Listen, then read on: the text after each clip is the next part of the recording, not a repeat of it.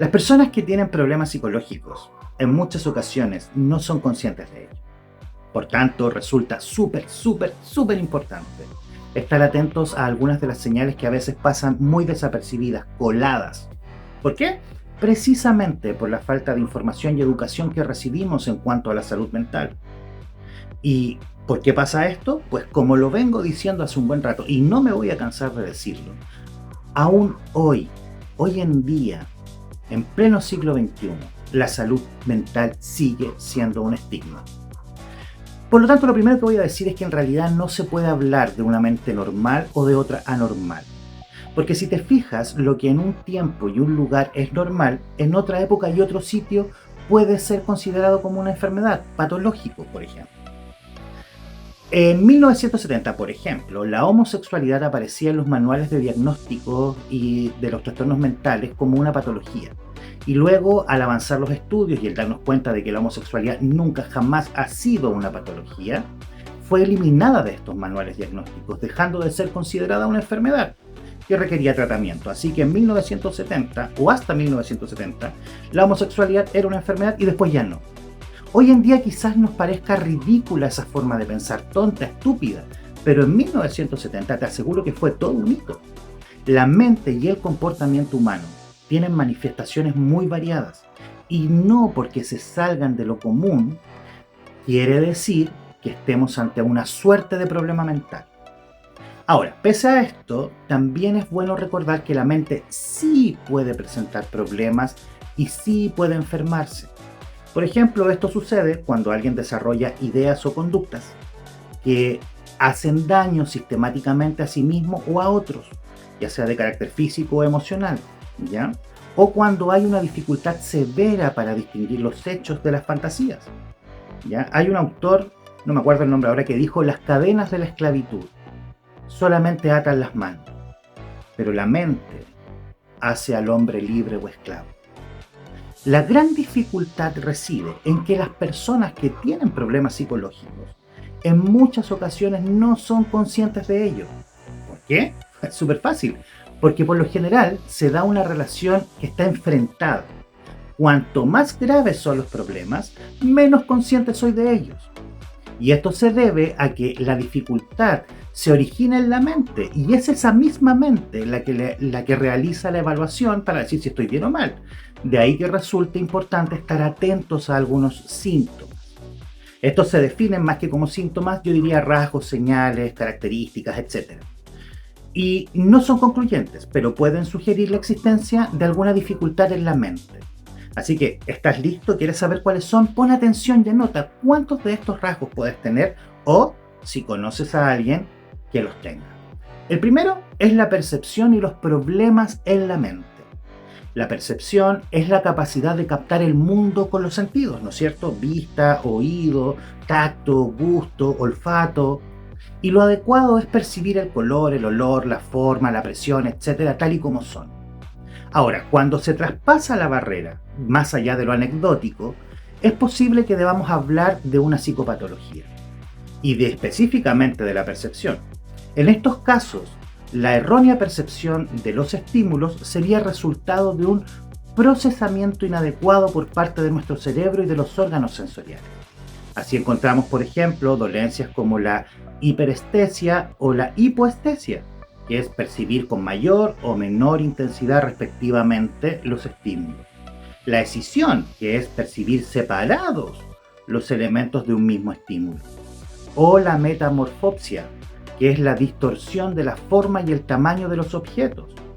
No solo las alucinaciones tienen cabida aquí, como lo puedes ver. El segundo, la organización del pensamiento. Es comprensible que todos tengamos momentos o etapas de dispersión, ¿no es cierto? Vamos de un tema a otro, de una actividad a otra, sin mucho orden, ¿no es cierto? El estrés hace que el caos todavía parezca más confuso. Y por lo general la consecuencia es solamente más estrés. El problema cuando aparece, cuando esa dispersión se convierte en una incoherencia y se mantiene de manera casi constante. Tal incoherencia se refiere a una cierta incapacidad para mantener el hilo de un pensamiento o de una conversación, salta de una idea a otra, donde no hay un nexo aparente entre una y otra forma. ¿Ya? Tercero, el contenido de lo que pienso. El contenido del pensamiento denota una mente que está afectada cuando tiene ciertos rasgos. El más notorio de ellos es la fijación. ¿Qué son las fijaciones? Las creencias o las ideas inflexibles o intensas por sí mismas en un problema. Pero cuando además están alejadas de la realidad, pueden ser la fuente de una gran angustia. Una cosa es que alguien tenga una convicción que puede ser absurda, pero logre sostenerla. Esto quiere decir que la persona no le provoca un malestar ni intenso, ni continuo, ni frecuente. En ese caso podríamos hablar solamente de una persona intolerante.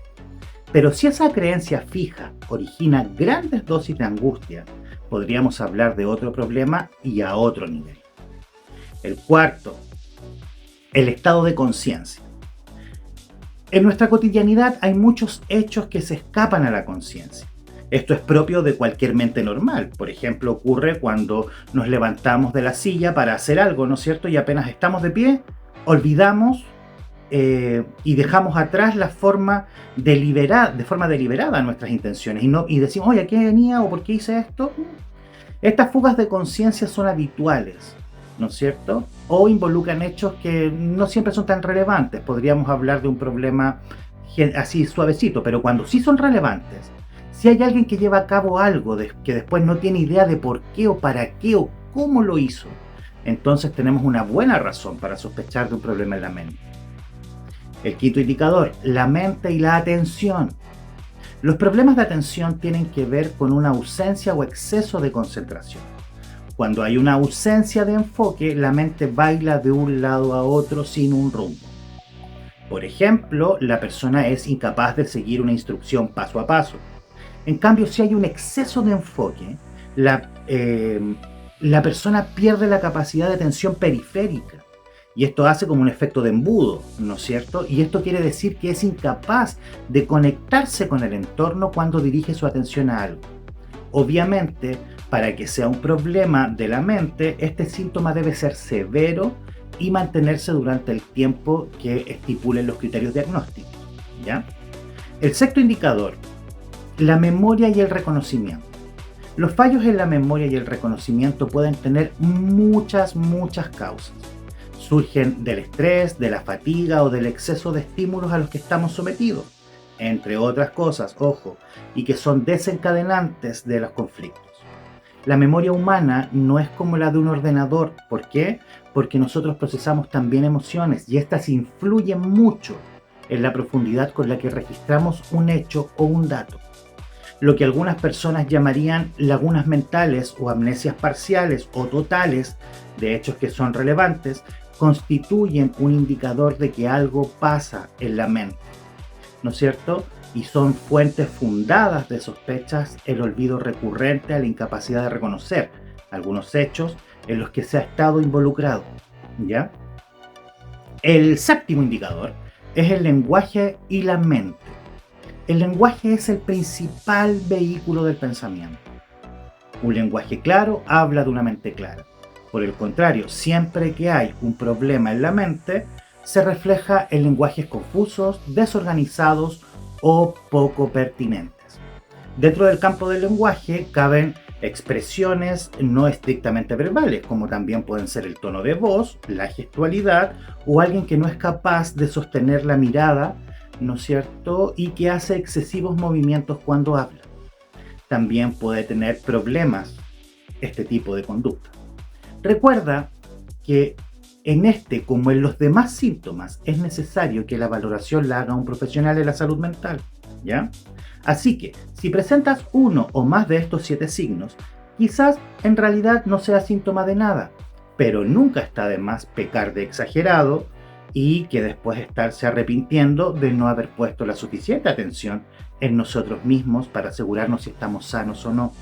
Así que, no dudes en contactarme si necesitas hacer alguna consulta o preguntarme algo más sobre este tema, o si necesitas ayuda para ayudarte a ti mismo o a otros.